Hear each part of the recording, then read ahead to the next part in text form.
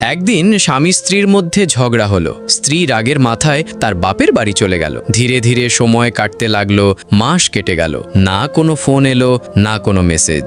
এভাবেই বছর পেরিয়ে গেল, কিন্তু তারা দুজনে একে অপরের সাথে কোনো যোগাযোগ করেনি। একদিন স্ত্রী অসুস্থ হয়ে পড়ল। তখন তার মনে পড়ল, সে যখন অসুস্থ হতো তখন তার স্বামী কিভাবে তার যত্ন নিত, রাত জেগে তার পাশে বসে থাকত। স্ত্রীর উপলব্ধি হলো যে রাগের মাথায় স্বামীর বাড়ি ছেড়ে সে খুব বড় ভুল করেছে। সে ঠিক করলো আর দেরি করবে না। রাতের অন্ধকারে কাউকে কিছু না বলেই সে তার স্বামীর কাছে যাওয়ার জন্য বেরিয়ে পড়ল। বাড়ির কাছে পৌঁছাতেই সে দেখল স্বামীর ঘরের দরজাটা খোলা আর স্বামী সোফাতেই শুয়ে আছে। স্বামীও স্ত্রীকে দেখা মাত্রই দুই হাত বাড়িয়ে দিল আর স্ত্রীও তাকে জড়িয়ে ধরল। তখন স্ত্রী বলল, আচ্ছা, এই দরজাটা খোলা ছিল কেন? তুমি কি জানতে আমি আজ আসবো? স্বামী হেসে বলল, না রে পাগলি, তুই যেদিন থেকে চলে গেছিস সেদিন থেকেই দরজা আমি আর কোনোদিন বন্ধই করিনি। এই ভেবে যে তুই যদি কোনোদিন ফিরে আসিস আর দরজাটা বন্ধ দেখিস তাহলে হয়তো আবার ফিরে যাবি। আসলে সত্যিকারের ভালোবাসা